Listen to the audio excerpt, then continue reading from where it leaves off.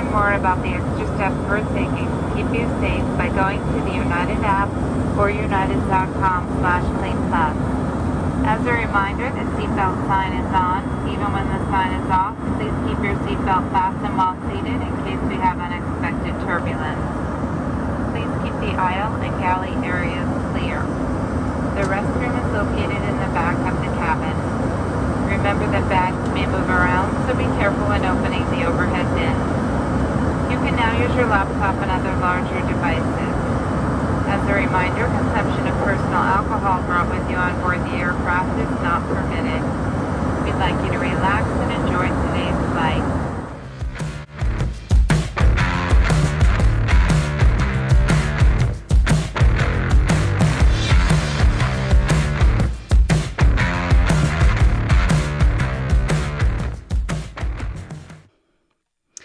Well, good evening, everyone, and welcome to Environmental Coffee House.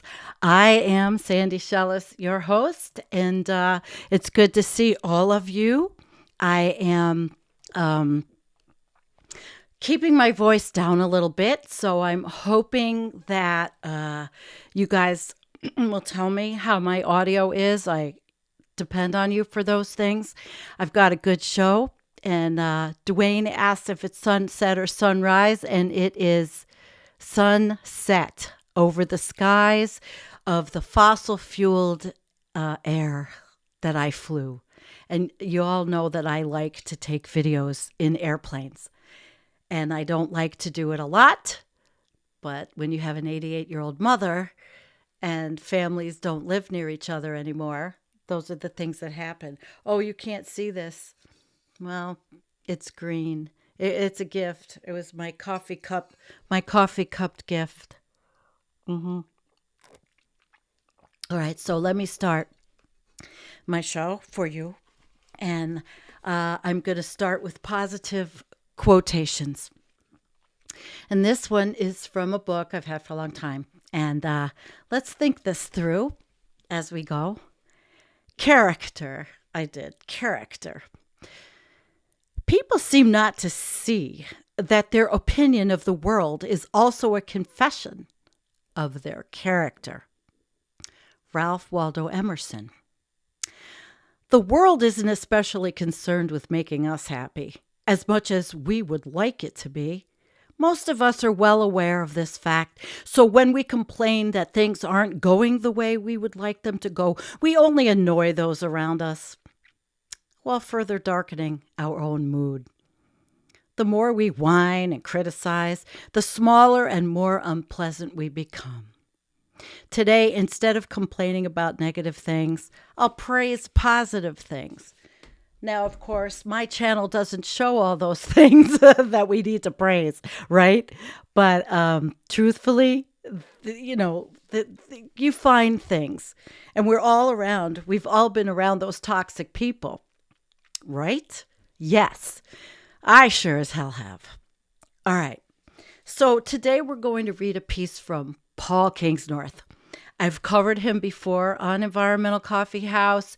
He's a prolific, amazing writer. Whether you agree or not with all of his writing is not the point here.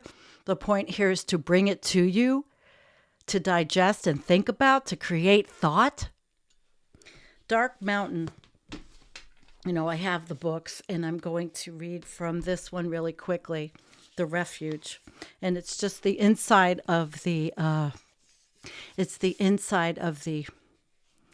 jacket. In 2009, a hand-stitched red pamphlet was published that challenged writers and culture makers to respond to advancing social and ecological collapse.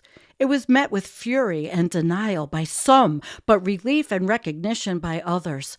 The story of progress that underpinned modern civilization was falling apart.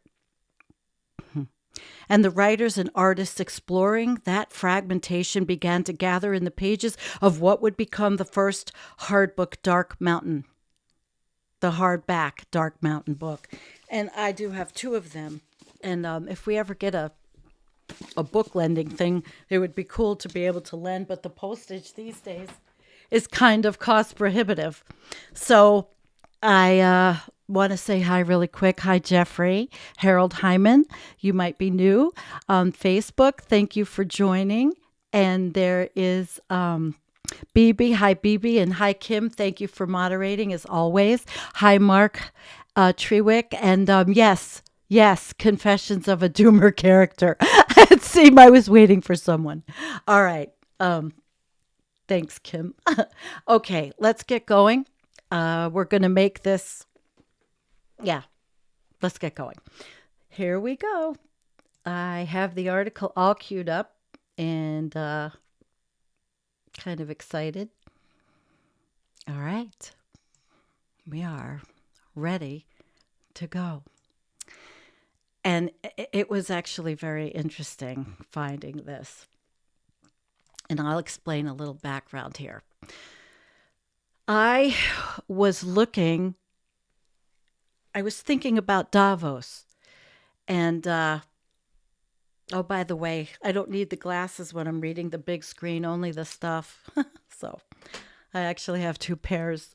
One pair is clear just for the screen, but I'm not going to bother with them.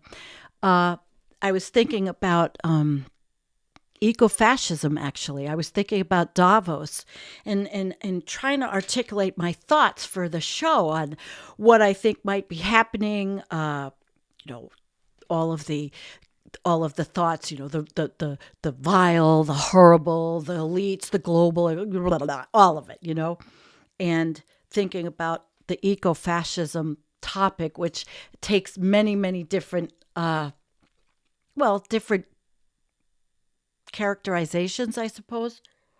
And here I clicked and I found this. And I thought, okay, it is compelling, it's controversial, it's interesting, and here we go. I want you guys to listen with an open mind, okay? Listen with an open mind. So the truth about ecofascism. By now, you have heard the threat of ecofascism. If you haven't, you soon will, because the number of people warning about this new danger to civilization seems to be growing exponentially. In publications, right and left and neither, you'll be able to read long expositions of origins and intentions of this frightening movement.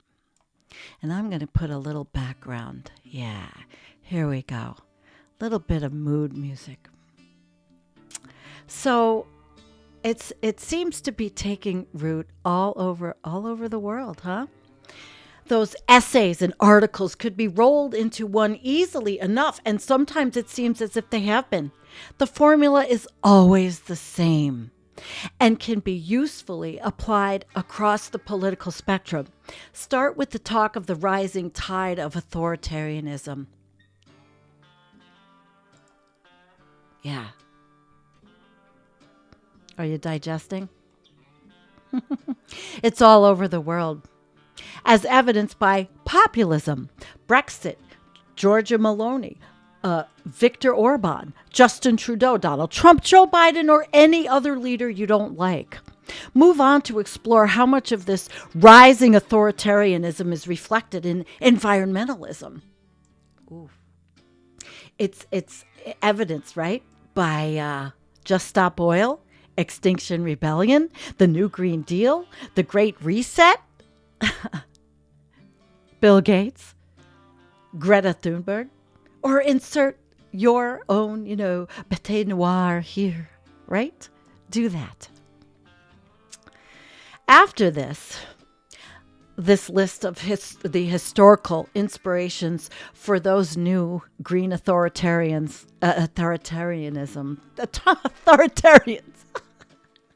Open mind, guys. Ted Kaczynski, Pentti Linkola, and Dave Foreman should do, for starters. Dig into the most miserable chans and Reddits of the internet and expose a few anonymized avatars promoting race war in the name of the planet.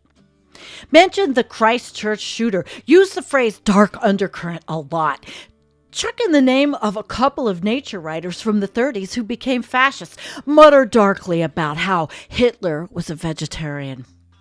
Did you know there was an organic garden at Dachau? It makes you think, doesn't it? Having got you here, you can move on to the meat of the thing, somberly, intoning about the new threat to democracy represented by this frightening movement. Depending on where you're coming from, you can now explain how these new eco-authoritarians represent either a threat to our God-given right to drive, mine, manufacture, fly, burn oil, and freely enjoy the glories that only Western progress can provide, or a threat to diversity, equity, or equality, actually, human rights, LGBTQIA++ people, refugees, global justice, and a woman's right to choose. Either way, the conclusion will be much the same, a non-specific but ominous call for more monitoring of problematic views, more work to tackle radicalization, more laws to prevent protests and hate speech, and probably more internet regulation. For the safety of all of us, of course. The problem, though, is the actual eco-fascism is most notably, mostly for its absence. Dark corners of the internet aside, you can find any craziness there. After all, it's hard to find a single eco-fascist anywhere out in the real world. No public intellectuals, no popular movements embrace anything of the kind. Plenty of people get the label applied to them, of course. Without the prefix, the word fascist has become, it's been a meaningless all-purpose insult for decades. But they all reject it.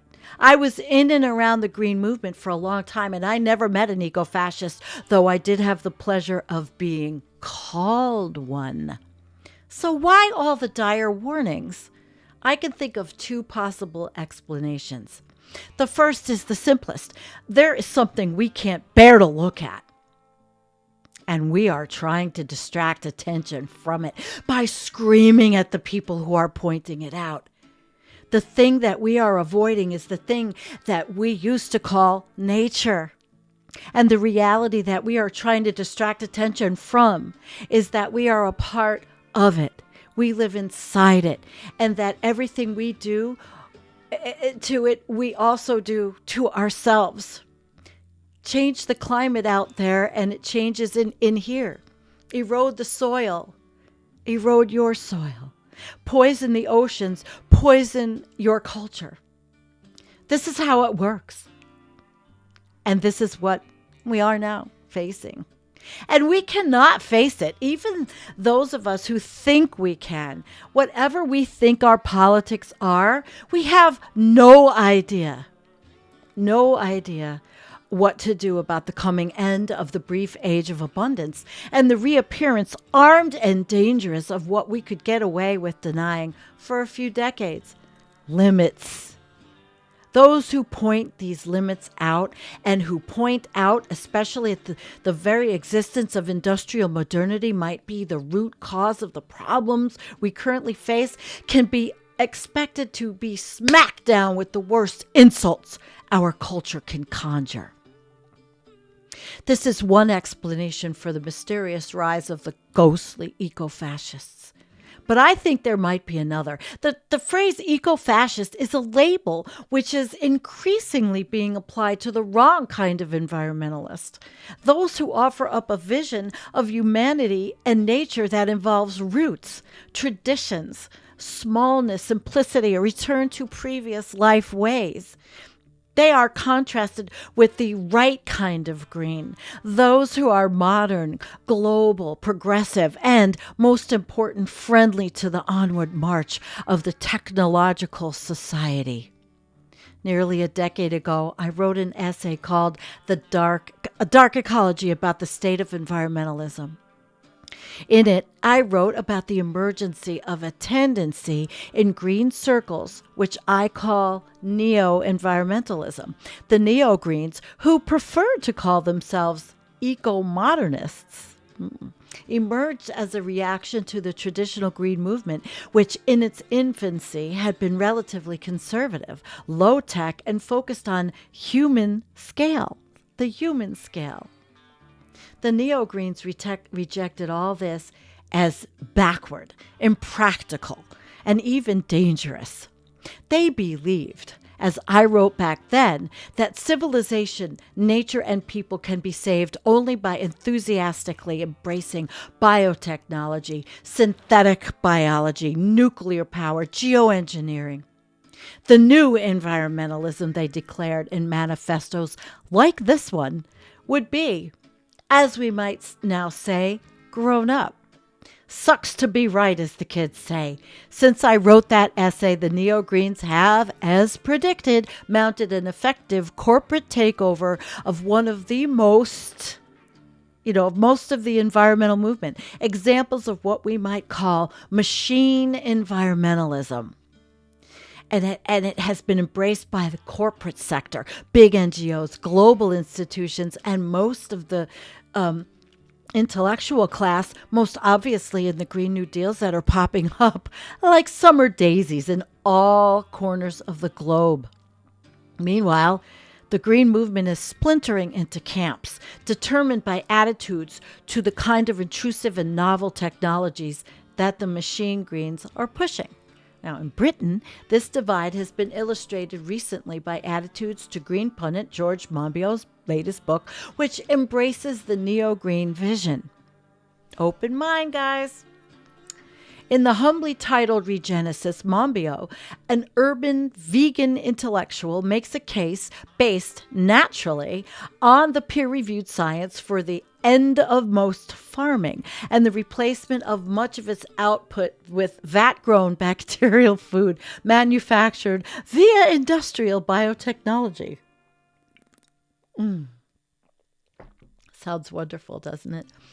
The vast acreages of land which have been stripped of their farmers can then be rewilded in various Monbiot-approved ways, which mainly seem to involve growing forests for always-on urbanites to go wolf spotting on the weekends. In promoting a high-tech, globalized food system, perhaps overseen by the world government, he has previously argued for, and causally or casually calling, maybe I do need those glasses, for the destruction of the post-Neolithic human civilization, Monbiot offers a perfect example of what a neo-green future will look like. Utopian, hyper-urban, technological, rational, and most of all, efficient. What matters now, he explains, is mathematics. In time, we become obsessed by numbers. We need to compare yields, compare land uses, compare the diversity and abundance of wildlife, compare emissions, erosion, pollution, costs, input, everything, erosion, pollution, costs, input, nutrition, all of the above. Welcome to what the Greens have become.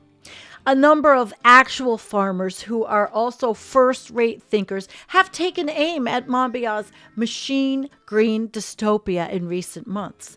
Simon Farrelly, Chris Smage, and John Lewis Stempel offer some of the best critiques, and I plan on reading some of these things for future shows.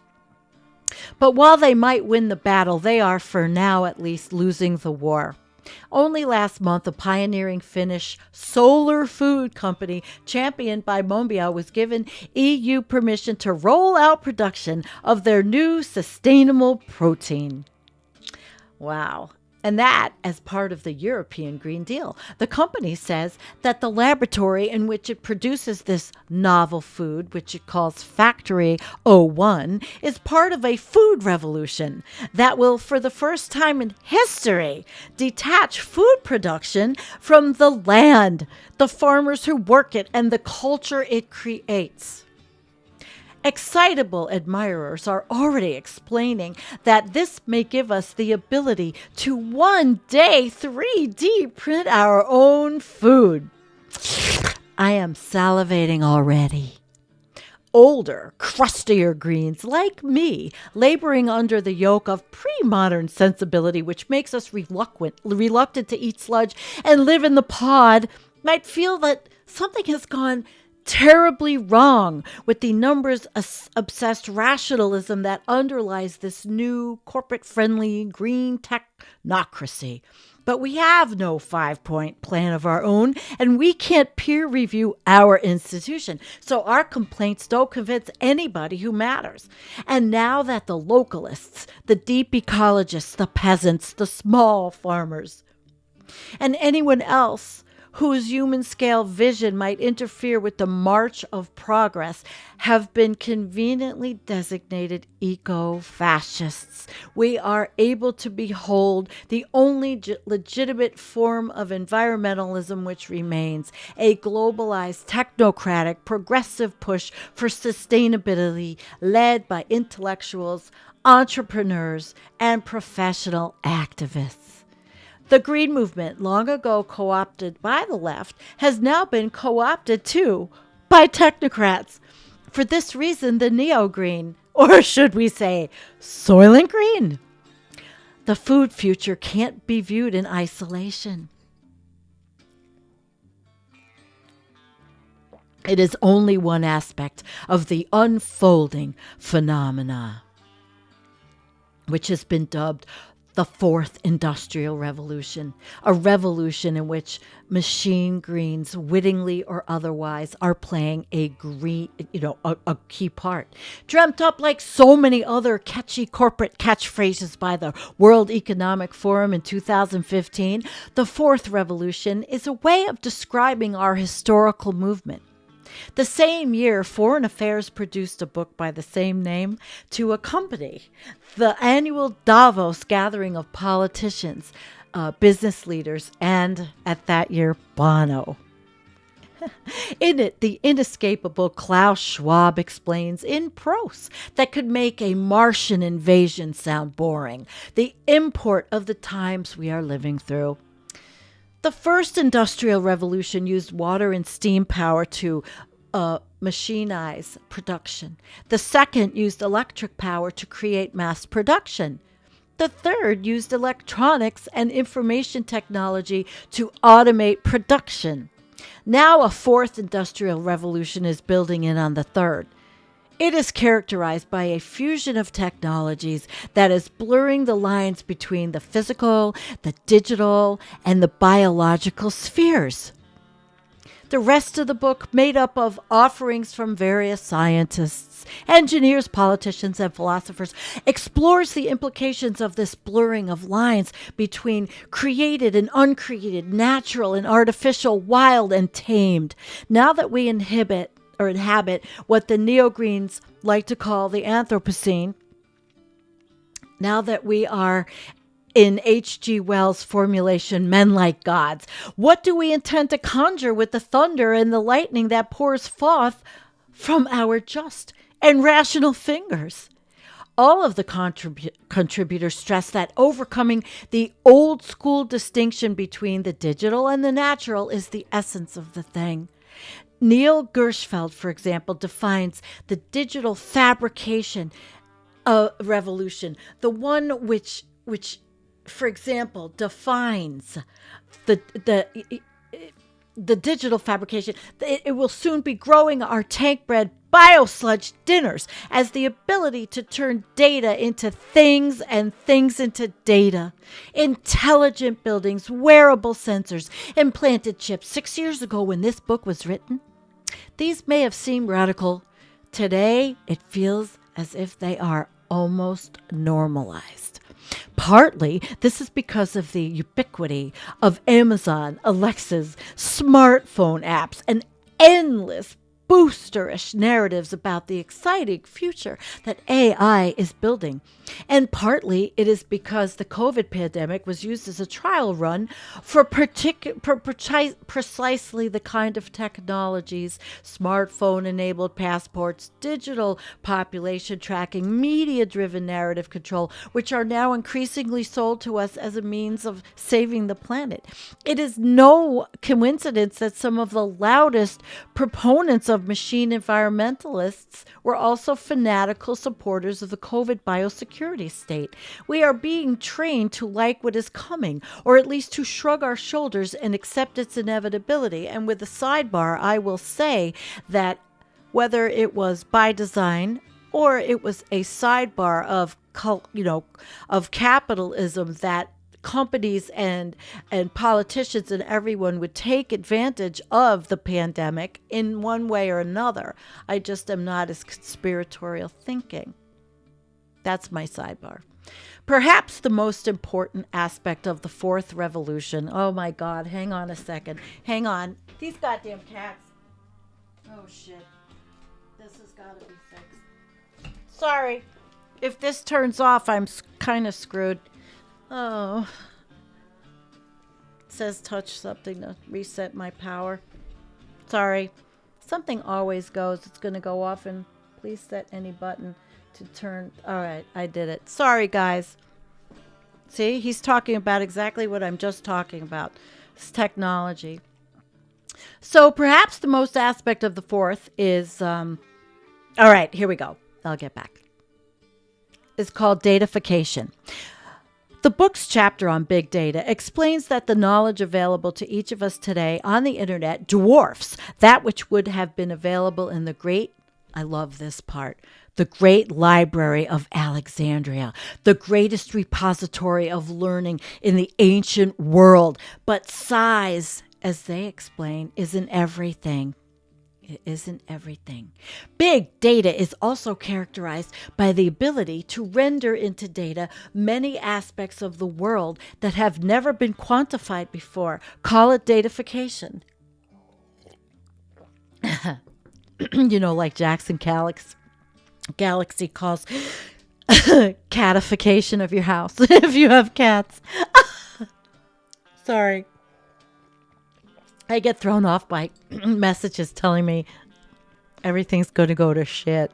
All right. So, for example, location has been datafied. First with the invention of longitude and latitude, and more recently with GPS satellite systems. Words are treated as data when computers mine centuries worth of books. Even friendships and likes are datafied via Facebook. Here we see the same obsession with numbers that George Monbiot demands of us as we contemplate how to produce our food and live in our landscape. And it reveals the elision between machine environmentalism and the elite-driven tech revolution that it is part of. What we can see is that both achieve their goals through the process of datafication, the quantification of everything. The pattern of reality will be transformed into bits and bytes, comparisons and yields, numbers and statistics, until even novels and friendships and meadows and family meals on winter nights can be measured and compared and judged for their relative contributions to efficiency and sustainability. There's a rift here. And we should gaze deep into it because there is something down there that we need to make out. It is the ancient rift between those who embrace the mindset of datafication, which is, in the form of sums and written language, one of the foundations of civilization, and those who are repelled by it. I suspect it can never really be healed because it marks the border between two distinct ways of seeing. The philosopher Jerry Nadler has referred to them as ratio and the news. But we could just as well call them left and right brain, mythos or logos, or perhaps most simply the sacred and the profane. The fourth revolution and the machine environmentalism, which it contains, offer us a profoundly profane vision of the world. Life in this understanding is not a sacred thing, but an engineering challenge. It is something which can be studied, quantified, and constantly tweaked until we arrive at the most efficient version. This may be done with the best of intentions, or it may not. But the things that we cannot, which cannot be measured, will of course be left out of the equation. And the things which cannot be measured happen to be the stuff of life. Yeah, love, God, to him, place, culture, the profound mystery of beauty, a feeling for land or community or cultural traditions or the unfolding of human history over generations, song, art. They'll datify all of this soon enough, no doubt, or try to. But the kind of people who think that the great library of Alexandria contained exabytes worth of information rather than the collected fruits of hard-won wisdom are lost before they ever sit down to their data sets, and I absolutely love that. I love it. If you have ever wondered why climate change has so utterly dominated the green debate to the exclusion of so many other problems which stem from industrial society, mass extinction, soil erosion, the collapse of human cultures, ocean pollution, then the answer, I think, is here. Climate change is a problem amenable to numerical questions and technocratic answers. It is furthermore a problem which almost by definition can only be solved by the elites. If you can't read or understand the peer-reviewed science, then you are open to being intimidated into fearful science by those who can or claim they can. And those people, drawn, as all green thought leaders are, from the upper strata of society, will bring with them a worldview which treats the mass humanity like so many cattle to be herded into the sustainable zero carbon pen. If you're wondering where you've heard this story before, just dig out your dirty old COVID mask. It'll come flooding back. Increasingly, and I wear one still. Increasingly, some of the progenitors of the fourth revolution are themselves uneasy about where some of it is leading. Even Klaus Schwab, who these days is often lazily presented as a volcano-dwelling Bond villain, pulling the global strings, admits to unease at the speed and the scale of the change. In the book, he expresses his timid concern about how our quintessential human capacities, such as compassion and cooperation, might be eroded by deep shifts like these. It is already changing our health and leading to quantified self, he writes, and sooner than we think may lead to human augmentation. Even as he proselytizes for the fourth revolution, Schwab can see what is coming. Google Maps and smartphone apps were always just the beginning. We are headed into a brave new world of all-knowing smart homes and vat-grown sludge for breakfast and every step along the road that will make perfect rational sense.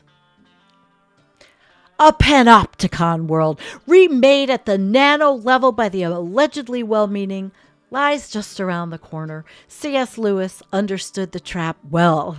Of all tyrannies, he wrote, a tyranny sincerely exercised for the good of its victims may be the most oppressive. Those who torment us for our own good will torment us without end, for they do so with the approval of their own conscience. What the fourth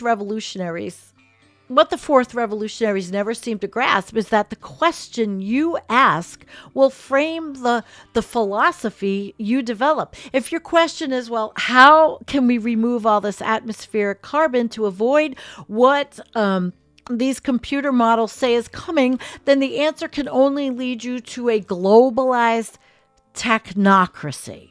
If, on the other hand, the question you ask is, how can we build lives which offer us meaning in alliance with the rest of nature? Then you might be led in a very different direction. It is the first kind of question that a machine society will always ask, and there will always be endless multiplying justifications for asking it.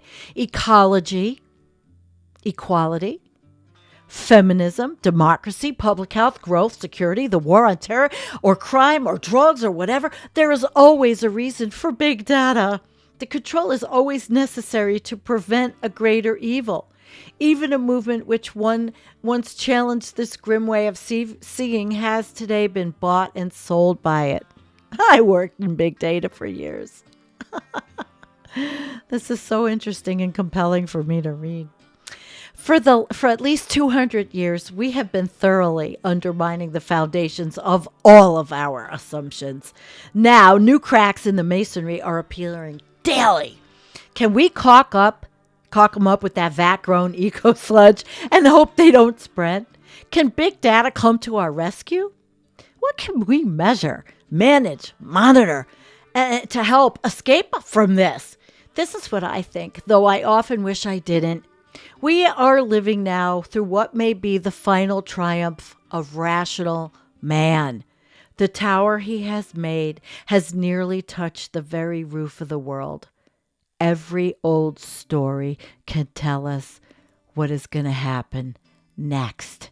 And there's a lot of people that are joining the discussion. There's 192 comments. And I don't, I want to look at some of your comments. Definitely. It's, I don't know what to read. Wisdom does come with age. However, it does not come to all. Liam O. Mahoney said, however, wisdom without age is very rare. Every civilization recognized that until the present one. The reason is that information, always secondary to wisdom, has become primary these days, especially the fallacy that all problems can be cured by technology. Wisdom would say that the magical cure is often worse than the disease, especially in the wrong or unwise hands. So, all right, I completely really enjoyed this, and let me just do a couple of things I wanted to show. This is the one, I'm going to show you this. This is Neil Gershenfeld, and he works at the Center for Bits and Atoms at MIT. And so there's one, person that Paul reads. And Jeremy Nadler, he's a PhD, and he is, I'm going to turn this off. I wanted to have that for the book. He is a philosopher who specializes in the religious life of ancient cultures, and he is a fellow of the Temenos Academy and author of Temple of the Cosmos, Shamanic Wisdom in the Pyramid Texts, The Future of the Ancient World, and Goth on Science. He lives in Oxford, and I bet his stuff is also fascinating. There's not enough time in the day. And then, of course, C.S. Lewis, really known for The Witch, The Lion, The Witch and the Wardrobe, and The Chronicles of Narnia. So, and there was one thing I also wanted to show you before I come back to just me. Paul Kingsnorth, satellites. You are never far from a screen. You cannot afford to be. And why would you want to? The screen gives. The screen has abolished time, distance, boredom, longing. Is anything you see on it real? But then what is reality? Who decides? Do you find this notion oppressive, restricting? Then redefine it. Make everything, anything real. Make everything new. The machine can help you. I thought that was like super cool. Really actually good. And I'm going to come back. We are going to talk about this, and I'm going to put up the chat now. Let me see how long we have been on. Okay, 39 minutes. Perfect. Let's go back and see what you guys thought of Paul's writing. When I bring things to you, and I don't always agree with every writer, and that's not my job. My job is to make you think. My job is to bring you stuff, and then let's talk about it. But what is time if there is no one to measure it? I love you, Jean. I love all of you. Hi, Paul. All right, let me go back. Because I'm alone, I don't I don't really know how many are with us too. Are we losing people? I don't look. Hi, Scott. It's good to see all of you. And where are we going? Down for the reading. What did you all think? I agreed with some, I didn't agree with some, but I really understand where it's all coming from. Hi, Lisa. How are you, sweetheart? Paul, it's not just the corporations and politicians. We, the people, have demanded the next big thing to be produced for decades just to keep up with the neighbors down the street. And, I agree because I was that person. I have been raised in the era of want, need, home and garden television telling us we need it. I completely was. I've talked about this a million times. Y'all know me. I don't have to go over it ad nauseum. Let's see. Nick Fuentes said he doesn't want to turn the clock back the clock to 1990. He wants to turn it back to 1190. Oh my gosh. Wait a minute. Let me find the applause for that's a cute one. And let's hear it. We also have to do a toilet flush of the day, don't we? Right? Yeah. And let me thank you guys for everything in the Buy Me a Coffee. My God, you guys are wonderful. The gatekeeper attitude is causing cancer in any ideology. Oh, that's good. Jarko. Yes. Interesting comment. Yes. Thank you, Jean. It is good to be streaming again. My back is not killing me today. I'm going to tell you guys, I've been through hell and back, but today is a better day than that. And depending on what your version of hell is, my version of hell is horrible, pain in my spine. But I am good. I'm good. Getting better. Sitting is pretty bad. I have to measure my sitting. That's all. We all have to do what we have to do. Capitalism and the greed for money is the root. Of course. Yep. And the wrongdoings on the planet. If we stop animal ag, it will reduce water use and pollution and reduce land use worldwide by 70%. Yep, more or less. Absolutely. Hi, Tom. How are you? Tom Hall's with us. So, obsolete optics. In the world I see, you are stalking elk through the damp canyon forests around the ruins of Rockefeller Center. You'll wear leather clothes that will last you the rest of your life. Yeah, I like that. And it won't be my world. I'm just stomping around this property and I'm not wearing elk, although somebody won't cop to it, but somebody sent me a big coat and I don't know who. And obviously it's not a vegan coat because it's made of leather and it's got a big fuzzy hood. Okay. And there won't be any more elk. There will be cockroaches, however. All right, guys, let's see. Jeffrey, where are you, Jeff? Oh, wait, Jeff Beck. Oh, Jeff Beck seemed pretty invincible. What a loss.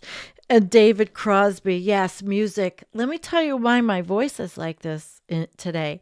Because I had the music started at 9 o'clock in the morning and I shut it off when I was making the intro video. And I was singing and I mean really singing. I scared my cat. So I realized by the afternoon, holy shit, I was really over singing my lousy old vocal cords.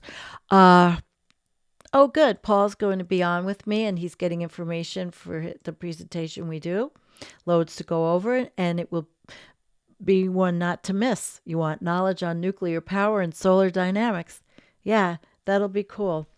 All right, I don't know what we're going to flush. Let's think about what we can flush. Let's see. B says, except for bringing, and this is not a flush, except for bringing us all together, I can think of very little I like about it all. I don't have Alexia or Siri. Oh God, me neither. And I don't like smart anything in my home. I do have cameras outside, and I look at them on my phone. I mean, I could see everything going on. I like it. It's that or a goddamn shotgun. I live in a crazy world. I'm drinking my brown coffee again. I won't do that, but I could plug. I should do a plug for them and see if they'll pay me for pure roast, low acid, high antioxidant coffee, and I've been using white willow bark just very judiciously for pain. Hi, Lone Wanderer. Same old story. Same old story. I'm gonna hurt myself. Jeffrey, you haven't watched yet? Okay, I can't put up a link on the screen. I'll check it out though, hon. B, your house is old. You guys are talking about lots of things, which is good. I spurred discussion. I made discussion, right? Yeah, we need to plant more trees, not knock more down to build a CO2 scrubber. I agree with that. I'm sure Paul would agree with that. Paul Kingsnorth. He's a grower. He's like me. He likes gardening. I would like to have him on as a guest, I think, even though I don't totally agree with him on everything. And that's, again, not the purpose of this channel, because I read it. It's the purpose of my channel is to educate you to think for yourself, not for me to tell you, not for me to cherry pick things, not for me to manipulate your brain. No. And that's not what we do here. One entire thing I read. Let's see. Here we go. Hi. There has to be proper balance between a techno-optimist and being a Luddite. Proper balance. Yeah, I agree. Thank you. Jeffra. Tell me how to pronounce it. Jeffra. Jeffra. Yeah, Jean. Go shopping. Save Merca. I did. Well, not. I did, actually. A couple times. Let's see. You're young enough that sort of social climbing was never plausible. Yeah, I do believe that. Okay, and this is not shopping. This is a function of it is dry as shit with my house. And by the way, I was going to go on my little diatribe about pink and how I like pink. And when I was a kid or even a teenager, I wouldn't be caught dead in pink. And now as this reinventing myself once again in life, I'm reinventing myself liking pink. Yeah. Do you think I should get rid of it? All right. Maybe for this show, I don't know what to get rid of. So let's flush pink down the toilet. Maybe I'll do blue. Maybe I'll turn blue. There's so many. Oh, Earl's not there. I know. Hi. Hello, CJ. Yeah, I am. I am. I was very miserable. And let's see. Okay. Where are more comments about the reading? Okay. Okay, capitalism isn't good. When 100 years ago, J.P. Morgan told Tesla that of it couldn't be metered, and people spend money, and that isn't going to happen. That's the mindset. That's always, it's the capitalist mindset. I guess, are we all communists? My father was. I interviewed my mom on it, but I don't know if it's for this channel. It might be just a family documentary right now. But you know what? My mom's awesome, and I honestly think that David Hoffman should interview her, the filmmaker.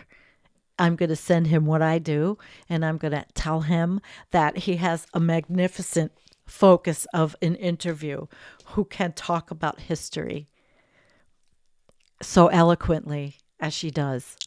And she's my mom. and I'm proud of her. Okay, so I don't know how low I'm talking. I seem to be trailing off. Hello, Melanie, darling. It's great to see all of you. Okay, let's see. Kingsnorth quoted C.S. Lewis. Both Lewis and Tolkien were terrified by the devastation of England by the Industrial Revolution. Wow. Wow, wow, wow. Yeah. You know, I just thought it was really thought-provoking, especially the eco-fascism. I don't know if I have to be careful with YouTube. I don't want to get another strike for some stupid thing and watch the word is I might have to take the link out to that word. Really, seriously, I don't want another strike. I really don't want to lose my channel. And all of that he is talking about, that Paul Kingsnorth is talking about, I still have right here. I'm sitting in front of the antithesis of his talking. He talks in books. And in the books, a lot of us, we lost the ability to sit and just read a book and just read pieces. And I know I have a soundbite mind recently in my life. Let's see. I'm pro-capitalism, I'm against communism, and I'm against fossil carbon pollution, and I'm in favor of biosphere conservation policies. Thank you for sharing. I think that's beautiful. Thank you. We love to share on this channel, and we don't judge anybody for anything. They think what we bring are different voices in our team, eco-authoritarianism. Well, that's you know what that would be in the Ted Kaczynski mindset. It would be a group of people who had to stop everybody, had to degrow the economies, had to crash and collapse everything to save the planet. But I believe that's crazy. That's the thing. Nobody's going to do that ever. It's never going to happen. And that's what Paul is part of it. Thank you. Tolkien was a deeply spiritual mystic. He believed in eucatastrophe. That all is made well from what appears to be, where is it? Ancient. Okay, there it goes. An accident. See the LOTR narrative, especially the ending. All right, guys, we have been 53 minutes. I hope you enjoyed the show. I really hope. Yeah, right. This is the big nothing burger, but then I've got some other things to talk about that I've been perusing, about all the techno stuff, Anyway, thank you. Thank you, everyone, for coming. Don't forget to like and subscribe. While we're on strike and while I was away with my mother, we actually gained subs and turned 3,000, and I've been on since 2017. And I'm not going to monetize, and this has all been my efforts and of marketing our little thing, and there you go. Poppy, it's great to see you. Thank you. All right. I'm not sure if we're doing a Tuesday show. I'm looking to see if, yes, thank you. I'm looking to see if Jim can come on with me, Jim Massa, which would be really nice if he could. So let's see. Good night.